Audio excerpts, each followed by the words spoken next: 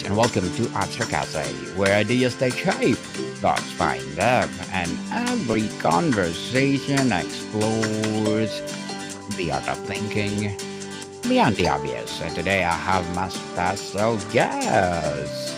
He's a U.S. Army veteran turned to life coach that help people break old patterns so that they can thrive, not just survive. No other than Mr. Derick Johnson. Welcome, Mr. Derick on Abstract Essay. Can you please introduce more about yourself that I missed? Yeah, for sure. I appreciate you having me. Thank you for having me, Daniel. My name is Derick Johnson. I'm a U.S. Army veteran, turned life coach and trainer. I specialize in helping people overcome traumas, get more mental peace, get more confidence, and so that way they can overcome their past and feel like they're thriving in life, not just surviving or just getting by. So I love guiding people holistically to help them overcome any depression, any anxiety that they've been through, so that way they have control again. To control yourself for sure, Mr. Derrick Johnson. Thank you so much for sharing your knowledge and wisdom to the world. And today, let's talk about how to flip pain into fuel. The core metaphor. Flipping pain into fuel is a powerful image. What is the essential psychological shift that allows someone to stop seeing pain as a dead end and start seeing it as a source of energy? Great question. So, coming down to the honesty with ourselves to say, you know what, I've experienced these things, but I will not make them define my future. So, we all come to that pivot point to say, if I keep going on a path to let my anxiety, my depression, my mistakes, my failures, my traumas have control of me, or will I use this as my stepping stone? Will I use this to make me better so I can help more people? So, being honest with ourselves, where we get to that point to say, I can choose to be a victim or I can choose to come out victorious, victim or victorious. And it all stems back to the decision to make that decision to say, yes, this happened. I'm not going to ignore what happened, but I'm not going to let it hinder me the rest of my life. I'm making a decision to no longer be a victim. I'm going to use this pain as fuel to help others and myself and come out victorious because everybody has that ability to come out on the other side, to be that walking proof of what it is to not quit, to not give up. And if somebody has strong faith, they themselves and their journey can be a testimony to help other people. Truly empowering, Mr. Direct. And I always tell to myself early in the morning, I'm the head, not the tail. I'm a victor, not a victim. And I will be mighty on the line. It really empower yourself, people. Please do also early in the morning. When someone is the in acute or throbbing stage of pain, whether emotional or physical, what is the very first manageable action they can take to begin its flipping process? Great question. So, the first thing is to realize what is your automatic response to that stress or to that pain. So, some examples could be some people, their hands get really sweaty or they start getting really fidgety. Other people, their head starts getting light. Sometimes we might hold all of the tension in our back or in our shoulders. So, really being aware of what is the first thing that my body or my mind does? What is that first reaction? Because the most important thing is the way to control our reaction is to control our physiology. So, when a moment happens, our body does the emotion before we think it, meaning your body does anxiety, your body does anger before your mind thinks it. So let's just say Jimmy, his hand gets really tight, his shoulders get stiff, and then within milliseconds or 2 seconds, his mind is in that state. So step number one is to be really aware of what is your automatic response. Step two is, does that response hold you and hinder you, or does it help you so you have control? But if people could pause and zoom out to say, you know what, when I'm nervous, maybe I get fidgety. Or when she's nervous, maybe she loses track of thought and she feels like she doesn't know what she was saying. So just being honest with ourselves and giving ourselves grace to say, hey, I just need to pause, breathe, and reset, because I have, just like everyone else has, we all have control of our response, which is our physiology. And just remembering that we do the emotion before we think the emotion. Our body does it with our physiology first, and then the mind follows. Honesty is the best policy, people. So be honest to yourself. How is it, or how is this concept different from simply being resilient or being tough it out? What is the active transformative component? The transformative component here is that honesty with ourselves to know what our body's doing rather than just push, push, push. So, as most men, as you know, we might be confident, we might be powerful, but if we're just in that warrior mode, we might be blocking off our blessings. We might be missing an opportunity.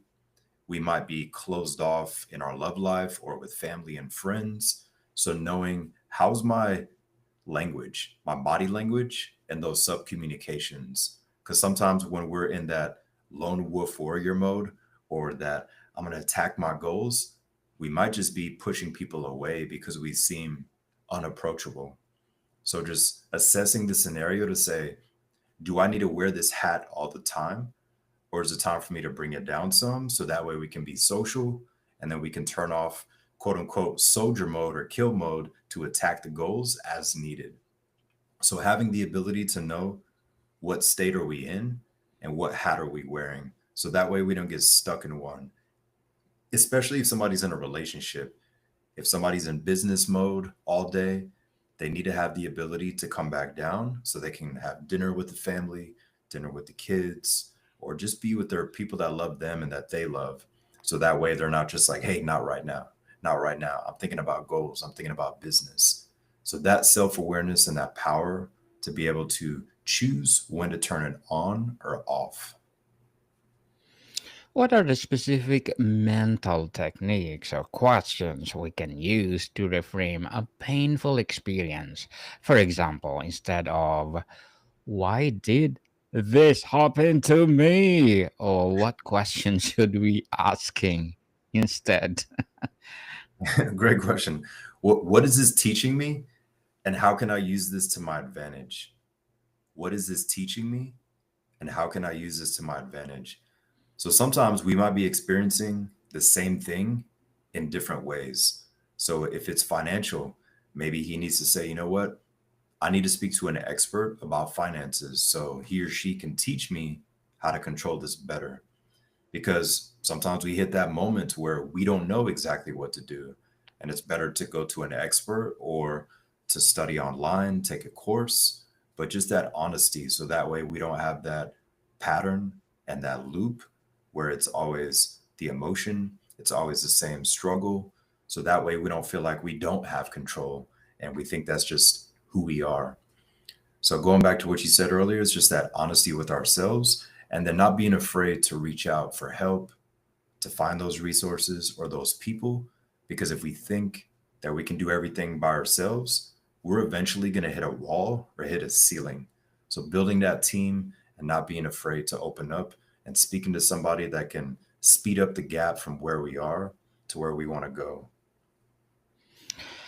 Does one of does one have to fully accept and feel the pain before they can transform it? Or how do you navigate the fine line between the processing pain and getting stuck in it? Great question.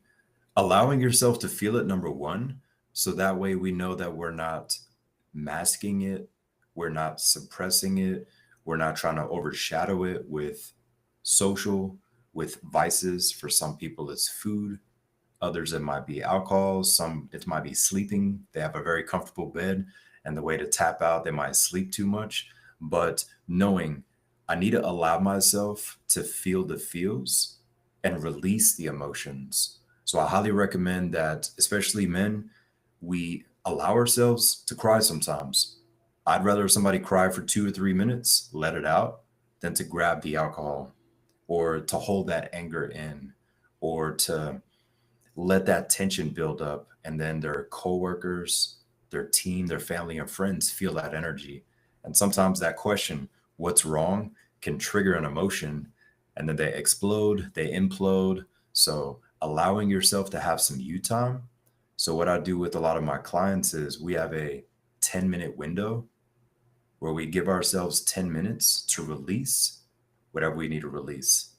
If we need to cry for a couple minutes, if we need to pray and meditate, drink water, sometimes we just need to go to the car and just scream for a moment and just blast some music and then shake it out and then go back into that building, get back on the Zoom call, but allowing ourselves to release and then reset.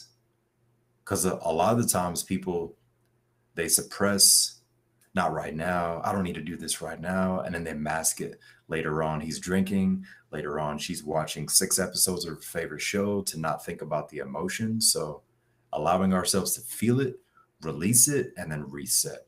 Because that's true power when we have the ability to reset. You often speak of pain as a signal. How can we learn to decipher what our specific pain is trying to tell us about our needs, boundaries, or values? Great question. Asking ourselves, is this pain that I'm feeling from a repetitive scenario? So let's use dating as the example. For some people in our society is they feel like they meet the same person with a different face and they have similar outcomes. She can't find her one, he can't find his one. It isn't necessarily that obviously all people are bad. There's great people, amazing, good people out there, but maybe they're attracting a type of person because of the way that they're showing up. There might be some underlying fear, an insecurity. So, step one with this question is, am I seeing the same pattern and the same scenario over and over? And if so, what can I do differently this time? Why am I attracting this kind of person? And the same thing could go for opportunities. If somebody has a lot of deals that fall through, they don't come together, they have a lot of interviews and they're like, huh, why am I not getting chosen? And instead of seeing it as rejection in dating or rejection in career, they say, what can I do to improve myself? So that way I attract better opportunities, better people, partners, and so forth. So being aware, is this a repetitive scenario? And what is my response to that scenario usually? Very well said, Mr. Derek. Thank you. Truly, Thank you. truly empowering. How do we take the internal fuel we've generated and channel it to a tangible external action, starting a new project, improving a relationship, or advocating for a cause? Great topic. I would challenge people to keep it simple and remember all progress counts and every step counts. So if you can get 1% better every single day that you're alive, you became better that day. So here's the scenario. At the end of every day, I challenge people to take 2 to 5 minutes and sit down and just close your eyes and envision that the moment you woke up, a camera crew was following you around. And every night before we go to bed, we have to watch a video of ourselves in that day. And we have one question: did I become better or worse today? There's no 60%, there's no 80%, but when we can be more honest with ourselves and say yes more often, then that honesty is key. Where we can say, you know what? Maybe he didn't feel that good today, but he still worked out. He still did his calls, whatever he did for work, whatever she did, and they feel like they still became better. So that honesty to say, I woke up, what did I do in the morning and throughout the whole day? And did I become better today? Because 1% always adds up. Sometimes we might get 30% better in one day, but let's say this month we have 31 days. If we got better, excuse me, we have 30 days this month. If we got better 1% every day in September, then we'd be 30% better. That's a big chunk in life. In school, that's terrible, 30%, but in real life, that's a big chunk and that's a lot of progress. So going back to the basics, all progress counts. Don't compare yourself to somebody's chapter 12 if you're in chapter 4 of your life or your business journey or your career. And just give yourself some grace to say, you know what? I showed up for me, I showed up better for others, and I still became better. And all that's going to compound.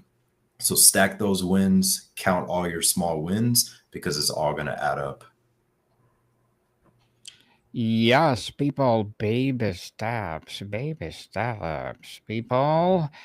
And can you share a story from your own life where you successfully turned a significant pain into fuel? What did that transformation look and feel like in the moment? Great question. I definitely dealt with a lot of bullying as a child and as a teenager. My mother, she's German, and my father's African American. So people really didn't know what I was. They're like, is he Hispanic? Is he black? Is he white? Is he this? Like, they didn't know what I was. Or like, does he have a little bit of Filipino? I don't know. I could see a little mixture. And so I was dealing with a lot of confusion when I was a kid, where I thought that I wasn't too much of this on my mom's side. I was too much of that on my dad's side. And I was like questioning myself as a kid, like, how am I supposed to act and speak? Because for some people are like, you speak too white, or for some people are like, well, you're too black. And then I just stopped caring and say, you know what, I'm just going to be myself. I don't Yes. fall under a box or label. And so dealing with that when it came to racial or cultural or ethnicities, and then other physical bullying that I dealt with, and then being around alcoholic family members that would beat physically, mentally, emotionally abuse. And I just said one day, enough is enough. Nobody's going to have control of me anymore. I don't need to fight fire with fire. But I realized that when I was able to control my reaction, people would start coming up to me and just like opening up. So the blessing was, because of the pain, I was more relatable. And people then mentioned, hey, you're always so calm. Why is that? But I realized that I just was able to control my reactions more. And then strangers, coworkers, people in public, or classmates, they would just open up to me and be comfortable. At first, it was overwhelming when I was a teenager. I was like, why is everybody telling me their life and their business? But the older I got, I say, you know what? They're just comfortable.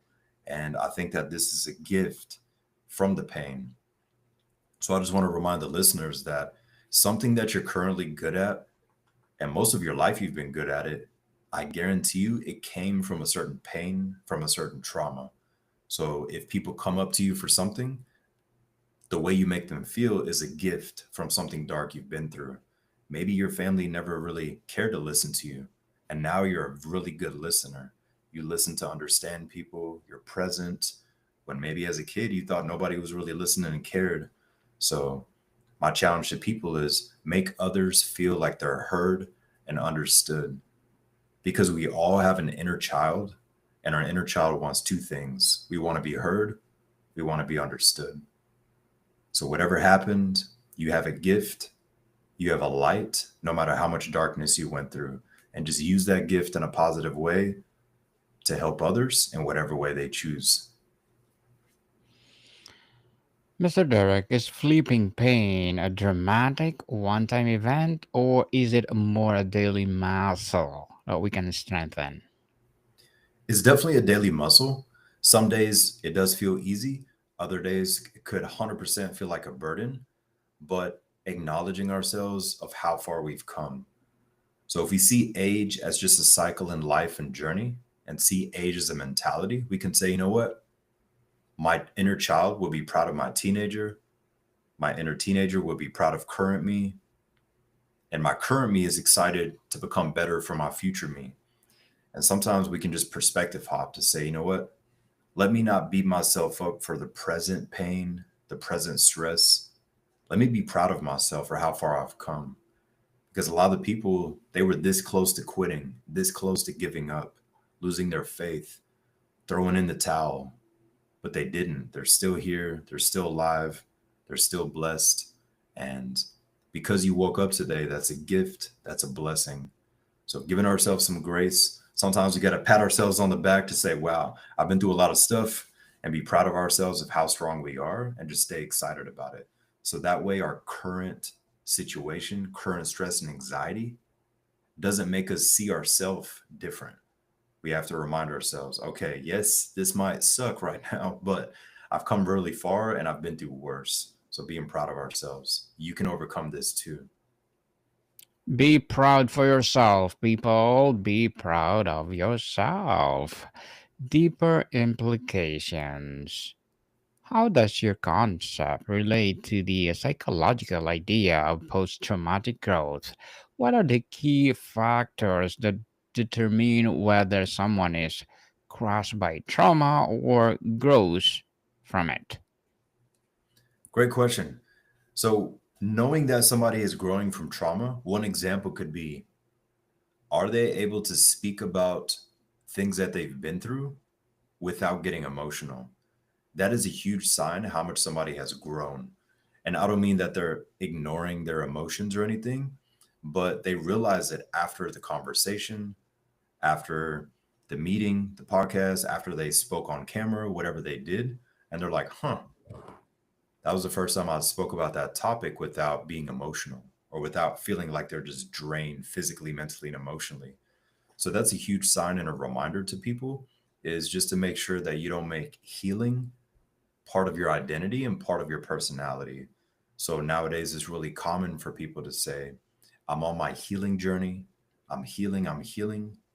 But they say it so much, it almost becomes their personality and their identity, where they don't really heal because they're only talking about the pain, the negative, what they've been through.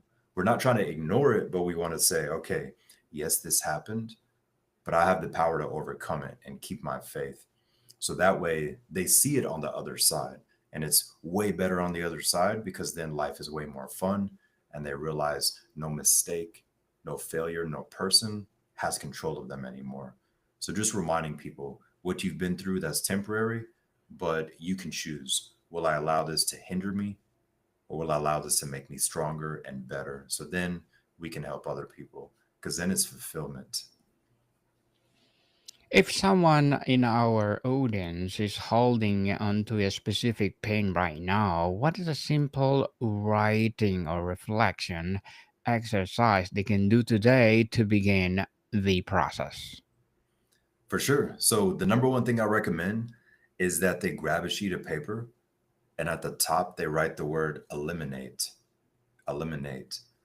And then they write bullet points of asking themselves the question, what is something I need to get rid of that would help me make more progress? What is something I need to get rid of that would help me make more progress? An example could be, maybe he eats or drinks too much sugar, and he's like, you know what, let me write this down. For someone else, it might be alcohol, it might be anger, or not controlling their reaction to a certain family member or certain coworker that just pushes their buttons. For some, they just stay in bed and scroll on TikTok and Instagram. Like, they wake up early, but they don't get out of bed. And then they hit snooze 5 times and they cause their own stress and anxiety. So, just that honesty with ourselves. Start with what we eat, what we drink, what do we do with our phone? Is our phone holding us back? And then looking at our habits. And once they start writing things that they want to get rid of to take control back, they start getting clarity to say, okay, I wrote down 5 things. What has the most control of me? Is it the snooze button? Is it the sugar? Is it the excuses? Or is it that they just say yes to too many things and too many people, and they feel like they're drained because they forgot about themselves? They take care of everybody and everyone, but they forget and neglect themselves. So, writing down that eliminate and that complete honesty and rawness to say, what do I need to eliminate that'll help me make more progress? And just starting with what you eat, drink, how you speak to yourself. And eventually something will come up that's deeper.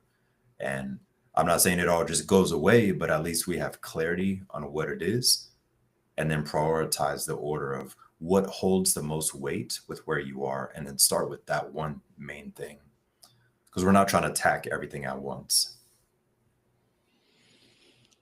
Very well said, Mr. Derek. And before we wrap up our discussion for today, I'm inviting you to please do listen to my other podcast, people. My other podcast, because my abstract essay is already in fifth season, abstract poetry in second season, and my book 101 review in fifth season too, comedy 101 in second season, and my food 101 in fifth season as well, geography 101 in fourth season, and my baby podcast law 101 and mental health 101.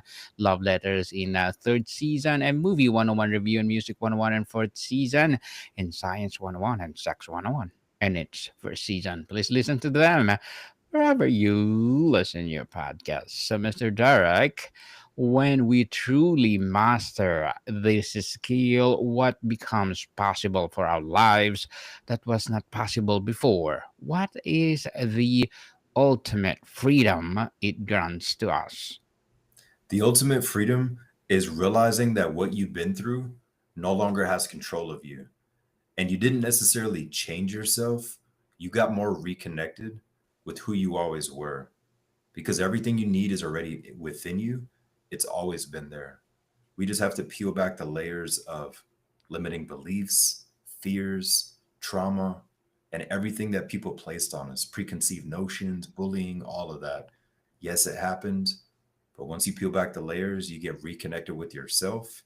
You say, wow, I am powerful. I'm here for more. And all that happened, but it didn't change me. I have control, just like you all do. Yes, indeed. I'm so powerful. Mr. Derek, thank you so much for sharing your knowledge and wisdom to the world. So, can you please invite our listeners to support your advocacy, your business, or whatever projects that you're doing right now? Yes, I appreciate it. You guys can find me on social media at Fit with Derek 2. That's Fit with Derek 2. Also, my first book, Mission Ready. Mission Ready is available on Amazon. It's a self-help book. Mission Ready, prepare your mind and body for the battlefield of life. So it's a powerful book with practical advice that they can take action on to truly get their power back. So, Mr. Derek, I'm inviting you to be my guest on Book 101 Review and let's talk about it. I'm going to invite you tonight and looking forward for our second episode. So, people, Awesome. let's support Mr. Derick Johnson because if you support him, for sure, more and more empowering advocacy, more and more empowering books, and for sure, more and more empowering projects to come. So, Mr. Derek, thank you so much for your time. Thank you for having me. Appreciate it. Moticon people, see you soon.